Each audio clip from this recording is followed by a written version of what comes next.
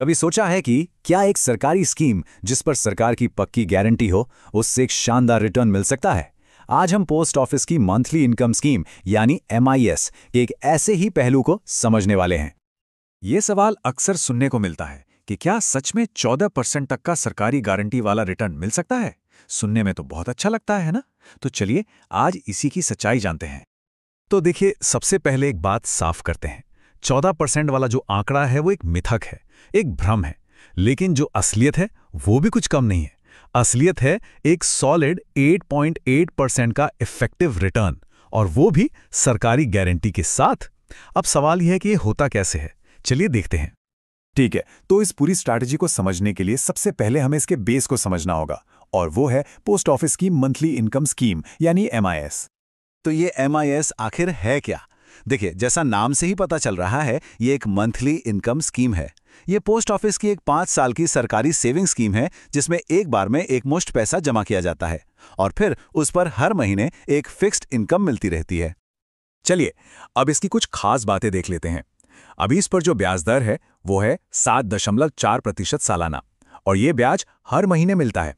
Scheme का tenure 5 साल का है, और सबसे बड़ी बात, इस पर भारत सरकार की गारंटी है, मतलब पैसा पूरी तरह से सेफ है। हाँ, इसमें इन्वेस्टमेंट की एक लिमिट भी है। अगर कोई सिंगल अकाउंट खोलता है तो उसमें ज्यादा से ज्यादा 9 लाख रुपए जमा किए जा सकते हैं, और अगर जॉइंट अकाउंट है तो ये लिमिट बढ़कर 15 लाख रुपए हो जाती है। अब आते हैं इस पूरे विश्लेषण के सबसे मजेदार हिस्से पर, वो स्मार्ट कॉम्बो ट्रिक जो एक साधारण से रिटर्न को एक जबरदस्त रिटर्न में बदल देती है। ये स्ट्रैटेजी बहुत ही सिंपल, बस 2 स्टेप्स की है। स्टेप 1, एमआईएस अकाउंट से हर महीने जो ब्याज मिल रहा है उसे लेना, और स्टेप 2, उस ब्याज के पैसे को पोस्ट ऑफिस के ही एक रिकरिंग डिपॉजिट यानी आरडी अकाउंट में दोबारा इन्वेस्ट कर देना, बस। इस कॉम्बो का दूसरा खिलाड़ी है रिकरिंग डिपॉजिट या आरडी। पोस्ट ऑफिस आरडी पर फिलहाल 6.7% का सालाना ब्याज मिलता है, और इसकी सबसे अच्छी बात यह है कि ये ब्याज क्वार्टरली यानी तिमाही कंपाउंड होता है, मतलब यहां ब्याज पर भी ब्याज मिलता है। तो चलिए अब जरा नंबरों में देखते हैं कि ये स्मार्ट कॉम्बिनेशन असल में टोटल रिटर्न को कैसे बढ़ा देता है। इसका गणित बहुत ही सिंपल और असरदार है। मान लीजिए किसी ने एमआईएस में 5 लाख रुपए इन्वेस्ट किए। अगर सिर्फ एमआईएस के भरोसे रहा जाए तो 5 सालों में कुल ब्याज बनेगा 1,85,000 रुपए। लेकिन अगर एमआईएस से मिलने वाले मंथली इंटरेस्ट को आरडी में रीइन्वेस्ट किया जाए तो कुल कमाई बढ़कर 2,20,000 रुपए हो जाती है। मतलब सीधा सीधा 34,000 रुपए का एक्स्ट्रा फायदा। और ये पैसा सिर्फ उस स्मार्ट स्टेप की वजह से बना, यानी ब्याज पर ब्याज कमाने से। अगर इस एक्स्ट्रा कमाई को परसेंटेज में देखें तो ये आपके शुरुआती इन्वेस्टमेंट पर लगभग 1.4% का एडिशनल एनुअल रिटर्न है। ये दिखाता है कि एक छोटा सा कदम कितना बड़ा फर्क ला सकता है। और यहीं पर वो मैजिक नंबर आता है। एमआईएस के 7.4% में ये 1.4% का एक्स्ट्रा रिटर्न जोड़ दीजिए और आपका टोटल इफेक्टिव रिटर्न हो जाता है 8.8%। सरकारी गारंटी के साथ ये एक बहुत ही शानदार आंकड़ा है। तो वो जो 14% वाला मिथक था वो यहीं टूटता है। ये गणित 7.4% और 6.7% को सीधे सीधे जोड़ने का नहीं है। यह आपके कमाए हुए ब्याज पर फिर से ब्याज कमाने की ताकत है, जिसे हम कंपाउंडिंग कहते हैं। अच्छा, अब जब रिटर्न की बात हो गई है तो कुछ जरूरी नियम और टैक्स के बारे में जानना भी उतना ही जरूरी है।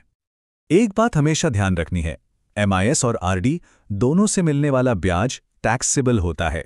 यह आपकी टोटल एनुअल इनकम में जुड़ जाता है, और फिर इनकम टैक्स स्लैब के हिसाब से इस पर टैक्स देना होता है। अच्छी बात यह है कि पोस्ट ऑफिस कोई टीडीएस नहीं काटता, लेकिन टैक्स चुकाने की जिम्मेदारी निवेशक की अपनी होती है।